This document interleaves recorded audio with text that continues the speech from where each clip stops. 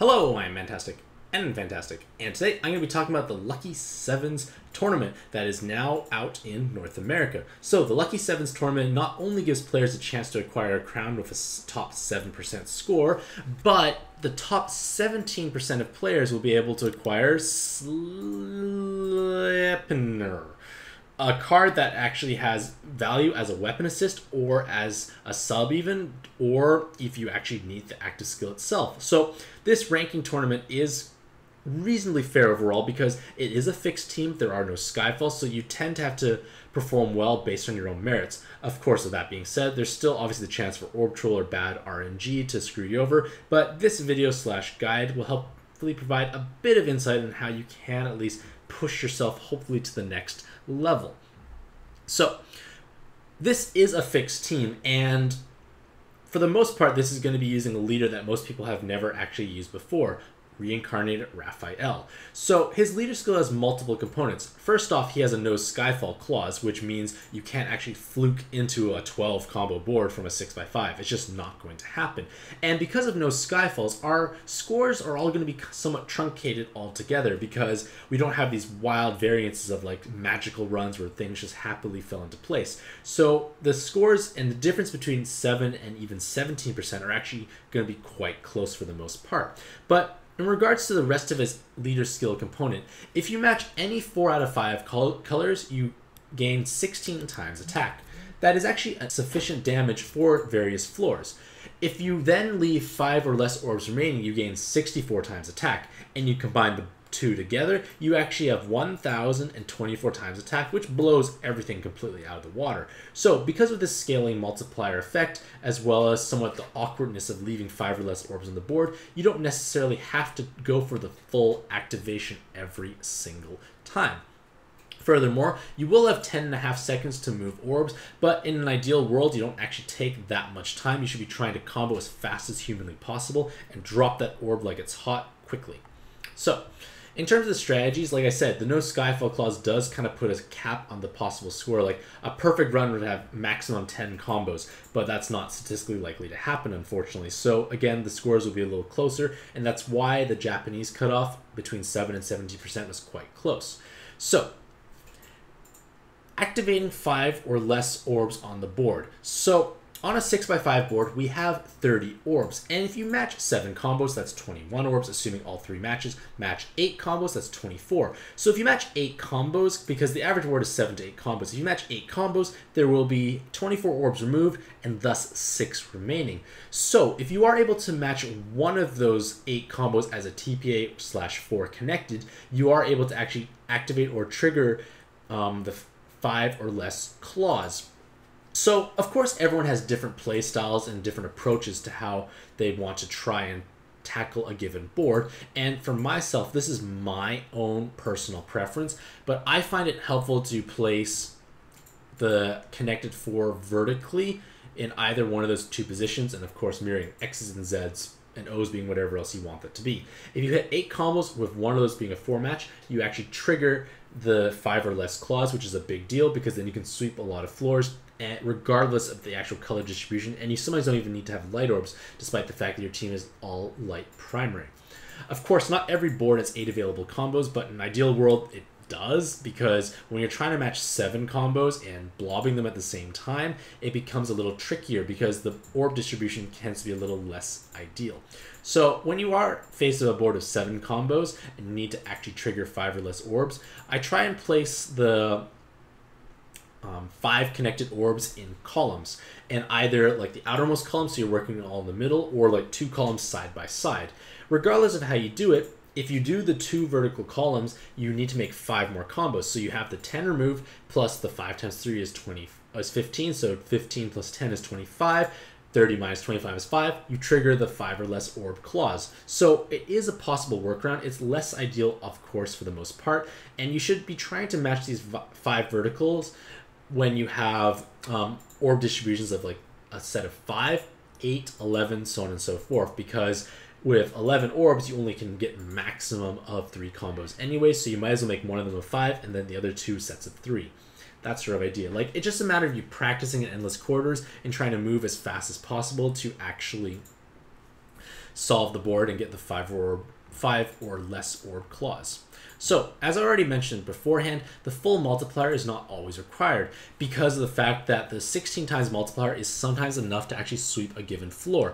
And if that is the case, you should just go for the brute combo and just combo as fast as you can. Don't worry about connecting, don't worry about blobbing. Try and get your combo count as high as possible because that will basically pad your score more than a player who's blobbing unnecessarily. So from this kind of legend guide, color means you just try and max combo the board and just make sure you hit at least 4 or more colors to actually trigger some leader skill multiplier. X number of orbs basically means that you leave 5 or less orbs on the board, but for the most part, if you do the X number of orbs remaining, you tend to activate the full multiplier. Of course, there is the rare scenario where you're pretty color orb trolled, but you still can actually activate, and 64 times damage is enough to sweep many of the floors as well. And then lastly is full activation. Basically, you combine both elements, which tends to happen anyways when you leave 5 or less orbs, but that is mandatory for the final floor.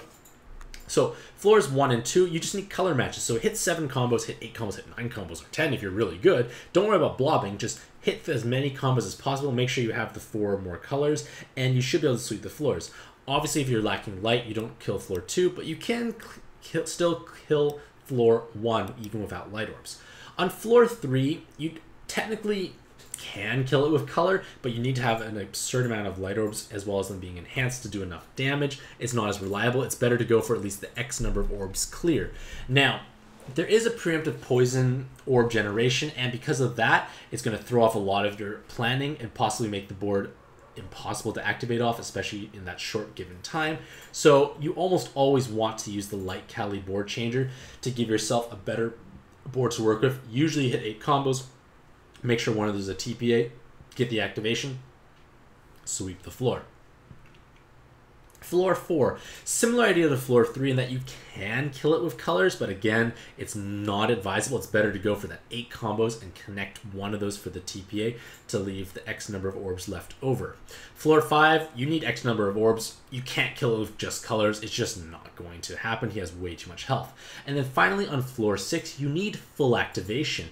And you also need to hit 8 or more combos because of the combo shield. You may need to use Valkyrie as needed. If worse comes to worse, you might have to pop Sherry's Roots. But at that point, it's going to be very hard to kind of salvage the run because you have to kind of replan the board. Sherry's Roots may not give a good enough board. So, like I said, count your orbs going into there. See if you do have 8 combos. And if you do have 8 combos, plan out which one you are going to match as that TPA. So in a ranking dungeon, each combo is worth 5,000 points. Each combo average is worth 5,000 points. Each second remaining is worth 500. Hitting the 40 million damage cap is 10,000. This is a completely irrelevant point in this dungeon because when you hit the max multiplier full activation, you one-shot 50 million health anyways.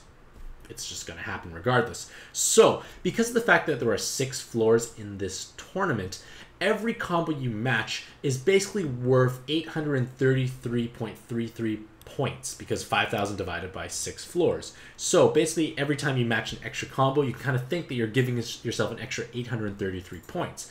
Now with that in mind, that translates into 1.67 seconds. So if you can make an extra combo, ideally in under 1.67 seconds, it's worth pursuing. Otherwise, it may not be worth pursuing if they're just really far apart. You might just have to accept the fact that you didn't max combo a given board.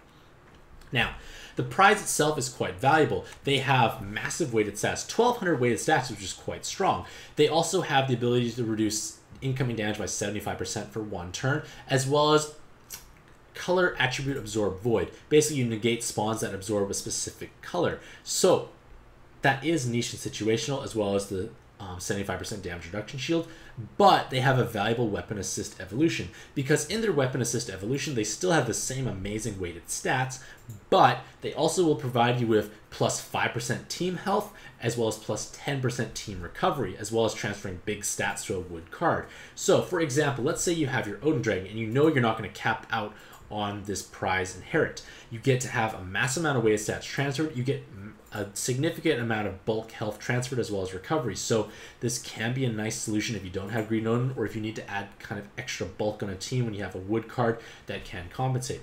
A good option for this is using TARDIS as your base. Use TARDIS as your base, inherit Sleipnir.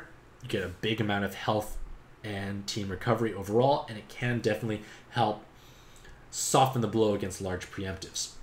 So These are the score cutoffs in Japan. Due to the fact that North America tends to perform a little worse overall by comparison, it is a possibility, although not guaranteed, we might have lower scores overall. And this is because like the no Skyfall clause and brute combo forcing might be a little more problematic overall as compared to the Zeus versus one combo swiping. So, in conclusion, the Lucky 7's ranking tournament is an exciting event because not only do you have a chance of getting a crown at 7%, but you have a wonderful prize monster card for the top 17%. Let me know what you think about this ranking dungeon in the comments below. Are you finding success or more failure overall? Regardless, hopefully you all have a Mantastic day. I wish you all the best luck in your own pad adventures, and happy puzzling.